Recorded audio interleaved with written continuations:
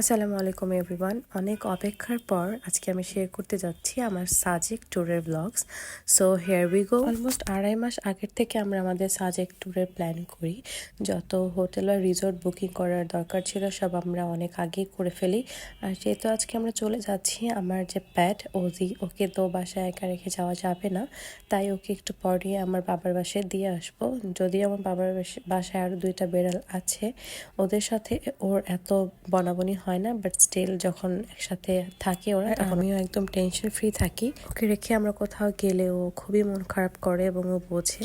আমাদের বাস ছিল রাতের 11:30টায়। এখন আমরা বাসের উদ্দেশ্যে রওনা হচ্ছি। সাইনবোর্ড গিয়ে আমরা বাসে উঠবো, যেহেতু আমরা নারায়ণগঞ্জ থেকে রওনা দিচ্ছি। আমাদের বাস হচ্ছে সেন্ট মার্টিন বাস এবং এই যে আমরা জার্নি 2-3 ঘন্টা পর একটা ব্রেক নেয়, এখানে আমরা থেমেছিলাম। তারপর আমাদের যাত্রা আবার শুরু হবে। এই যে আমরা আসলে একসাথে ট্যুর করলে কিন্তু অনেক মজা হয়, যে যাই বলুক না কেন আমাদের ফ্যামিলি ট্যুরের মধ্যে সাজেক ট্রিপটা হচ্ছে অনেক অনেক অনেক অনেক বেস্ট। আই থিঙ্ক সবাই আমার সাথে এগ্রি করবে। এখানে অনেকে একটু মোশন সিকনেস কাজ করে, যেহেতু প্রচুর বাঘ থাকে।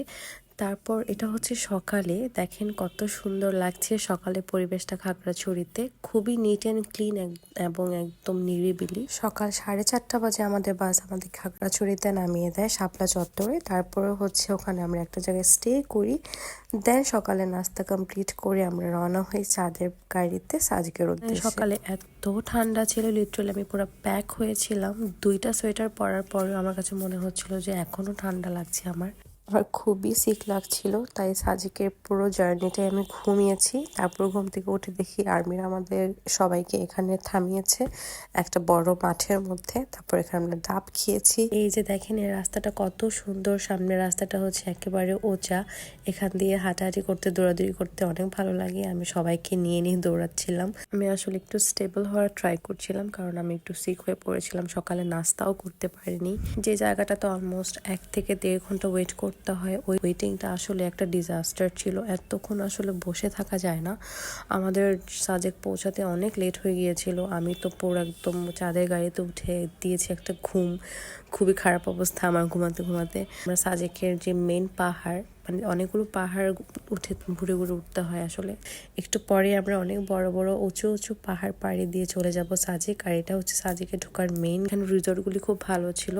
যাওয়ার সময় হাতের বাঁ সাইডে ছিল বাংলাদেশের যে ভিউ, আর ডান সাইডে ছিল হচ্ছে মিজোরাম ভিউ। পৌঁছে গিয়েছি আমরা আমাদের রিসোর্টে, উইচ ওয়াজ মেঘপুঞ্জি। আমার দেখা one of the best resort. ওদের ফ্যাসিলিটিস এবং ওদের যে সার্ভিস খুবই ভালো, খুবই ভালো। অনেক এক্সস্ট থাকার পরেও আমরা ওখানে যাই। তারা আমাদেরকে সুন্দর করে একটা মজাদার ওয়েলকাম ড্রিঙ্কস দেয়। তারপর ওয়েলকাম ড্রিঙ্কস খেয়ে আমরা সবাই ফ্রেশ হতে চলে যাই। এই যে এখন আমরা সবাই বসে সুন্দর ওয়েলকাম ড্রিঙ্কস খাচ্ছি। অলমোস্ট 12-13 ঘন্টা জার্নি করার পর চোখের সামনে যখন এত সুন্দর ভিউ দেখা যায়, কার ক্লান্তি থাকে? আসলে কোনো ক্লান্তিই ছিল। আর এটা হচ্ছে আমাদের রুম, যেটা আমাদের আগামী 1 দিনের জন্য হবে। আমরা আসলে থেকেছি 3 দিন। মেনলি আমরা 3 দিনের জন্য মানে 2 দিন আলাদা আলাদা রিসোর্টে ছিলাম। আর তারপর এটা হচ্ছে আমাদের ব্যালকনি থেকে ভিউ, উইচ ওয়াজ ম্যাগনিফিসেন্ট। আমার কাছে এত ভালো লেগেছে। আর তখন ছিল দুপুর 1টা বাজে, এরকম মেঘগুলো ছিল, দেখতে খুব ভালো লাগছিল। আমাদের যে এত টায়ার্ডনেস, আসলে এত সুন্দর ন্যাচারাল বিউটি দেখে সে টায়ার্ডনেস আর আমাদের ছিল না। তারপর উপরে সামনে যেগুলো দেখতে পাচ্ছেন ওগুলি হচ্ছে আমাদের ফ্যামিলি, মানে ওর 4টাই আমরা অলমোস্ট নিজেরাই বুক করেছিলাম। দিনের আলোতে ঠিক যতটাই সুন্দর, রাতের অন্ধকারে ঠিক তেমন ভয়ঙ্কর সুন্দর। আর আমার রুমের নাম ছিল হচ্ছে পূর্বাশা। ঠিক তেমনই 4টা রিসোর্ট, মানে 4টা রুমের 4টা সুন্দর সুন্দর নাম, খুব এরকম সুন্দর করে ডেকোর করা।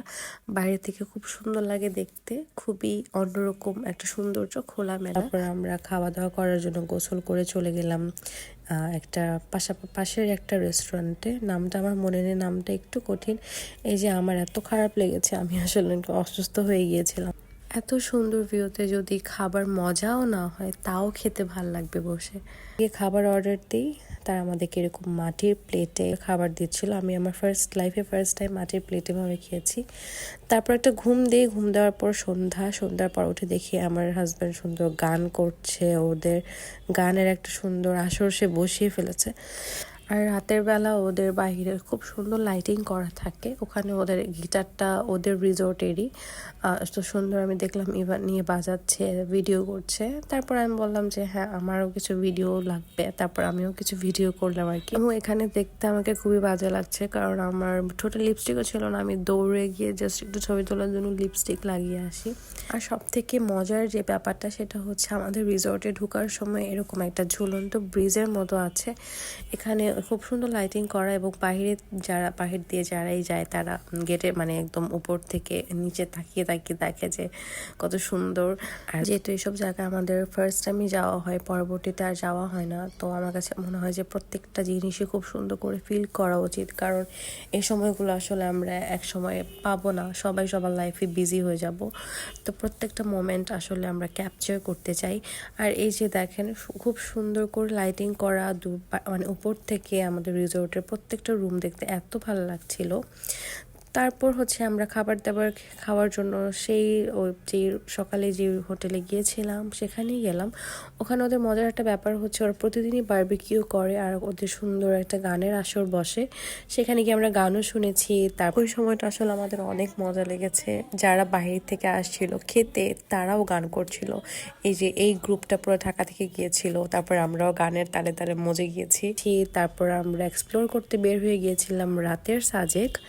আসলে শহরটা খুবই ছোট, হাঁটলে কিন্তু খুব কয়েক ঘন্টার মধ্যে 1 ঘন্টার মধ্যে আপনি পুরোটা ঘুরে দেখতে পারবেন। আর এখানে যে মার্কেটগুলো ছিল ছোট ছোট, ওগুলো সব ইন্ডিয়ার জিনিসপত্র এনে তারা বিক্রি করে।